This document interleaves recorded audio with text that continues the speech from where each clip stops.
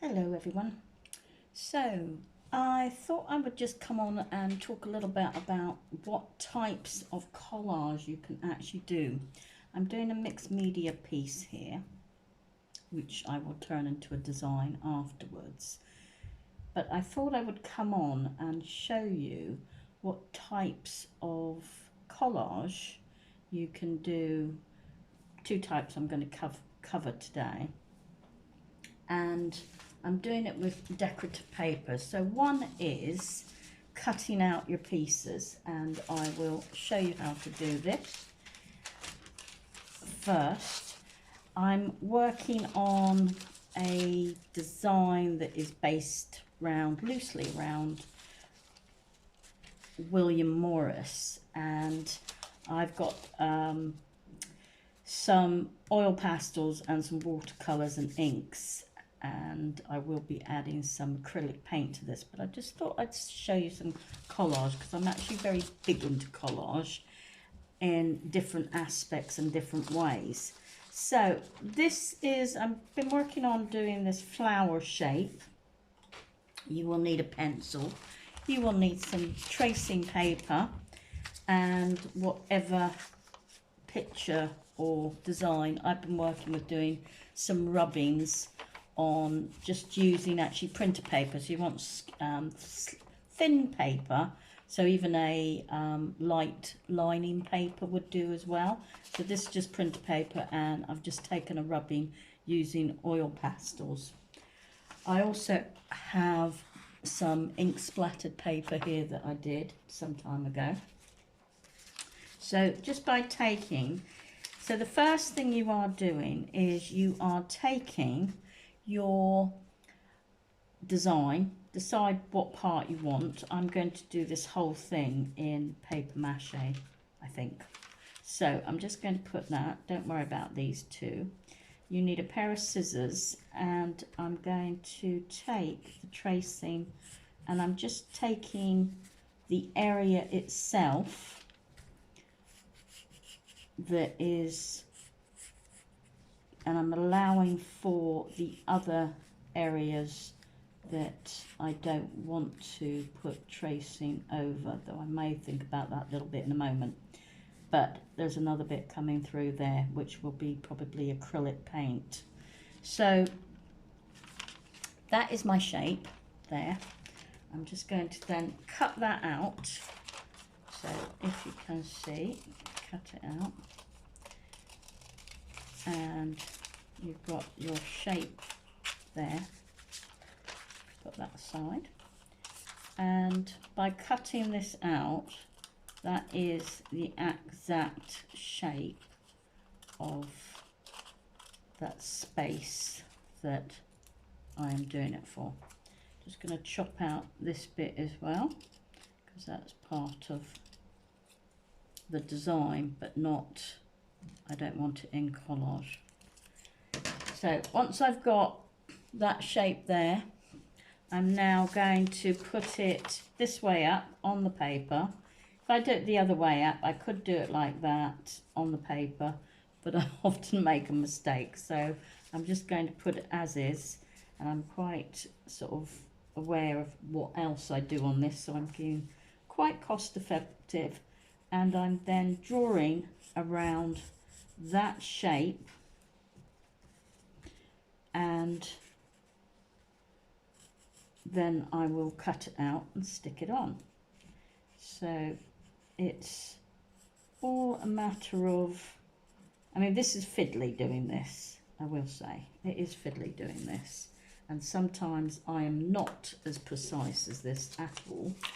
But in this case, I just wanted to trying out making something a little bit more perfect rather than abstract. The other process I have, I will show in a moment. So that is then that. As I say, there is quite a few different ways of actually collaging, and it's just how effective it can be. Sometimes you can just cut out things from magazines and collage with that, and it's what you do to it. So that is my shape there. And then if you can see before I stick it, that is going to go there.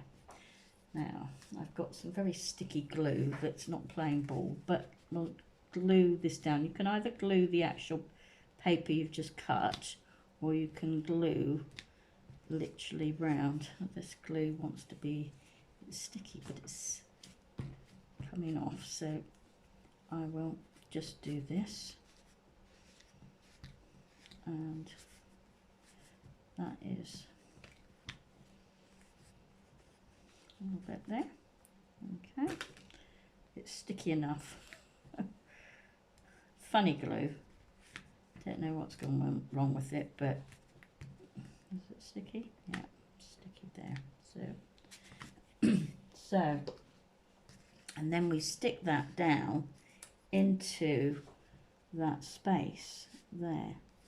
Now sometimes I'll work with PVA glue, which I do actually prefer, but in this process I thought I'd do something quite quick.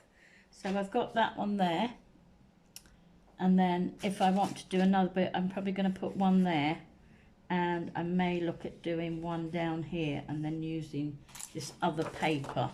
But that's how you do something if you want it precise. Now, the other type of collage, which is done in another design, and this is based on William de Morgan, this design, is working, this has all been, you can see that, this has all been collaged, but tearing up little pieces. So I'm just going to finish the tree part here and show you, and I'm literally going to put glue down. Hopefully this glue will work because it's very sticky. I don't know really what's wrong with this glue. I don't usually have sticky glue like this, but for some reason it's not working as well as it should.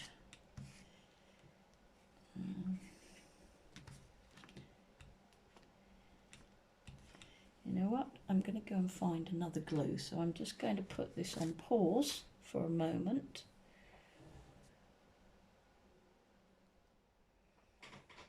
Okay, so better glue now. So let's go with some glue. Pritt Sticks is good. As I said, I usually use PVA glue, but I couldn't be bothered to get that out because I'm not sure where it is. I'm in the midst of kind of too much stuff in my bedroom and I can't find things. So I'm going to put it down that bit there for the time being. This will do. It is running out, mind you, so I've got extra. And then all I'm doing is I'm tearing, and I'm doing little bits. And that's all this is made up of. If I show you a little bit closer, is little bits. I must patchworking in a sense. Run out of that design, so we'll go with this design. And you're sticking. And you're just putting down little bits. I always think little bits are better than doing great big huge bits unless you are controlling it like the method I've just done.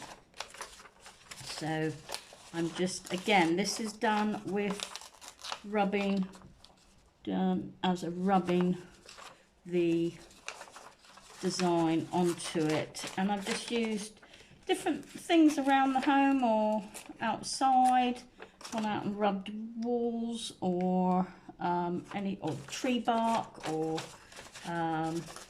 anything that's got a decorative surface. A wall, just a plain wall can be quite effective. So just, and you can overlap it as well, don't have to have it now I've got it with little gaps. I will say it is fiddly, but it can be really effective, and you can do different things. I've been using oil pastels, which act as a resist against inks. or watercolour. Same if you use oil pastels with acrylics. That's another thing that resists against the design. So a little bit different. I'm not too worried because it's all in the design, and it just shows a variety of. Put a little bit more on. That's the only trouble with this, it dries quite quickly, this stuff, and you can put it over the top. So if I was using PVA glue with a watered down PVA glue with a brush, I would probably paint over this, which then gives it a very glossy look. You don't have to, but it's then a little bit more harder wearing. So again, doing work like this can lead to something else, and that's what designing is all about. So if you can see, I've been doing that bit there. So if you like what I do, subscribe to my channel. I'm also on Instagram under Laura Rothenberg, and Not Just Art, and I also have a design page called LR Designs, which is more my textile design work, and which is for furnishings, interior design. I think I've done a video previously about that, how I go about getting designs. So the reason I do all these different kind of artworks is to actually take it, I will then take parts of it into design, which allows me to get my design work going. And it's just, can be just a straight off piece of artwork as well. That's what this started off as. But I'm just playing with what I have in front of me. So that's probably a little bit big, that piece there.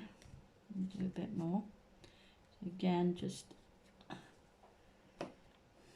and I would say it's easier to paint, so apply it to the paper than to the small bit, because then you get just really sticky fingers. Okay, and if you're going around anything like I'm doing at the moment, you're just doing it around the shape as much as possible, and then coming up and filling back in. I've got a little triangle shape there I need to fill, which that will probably be there. So if you like what I do, subscribe to my channel. I don't bombard people with videos, but I do, I have had about a month off, but I try and do one a week, and have a really good weekend. Bye for now.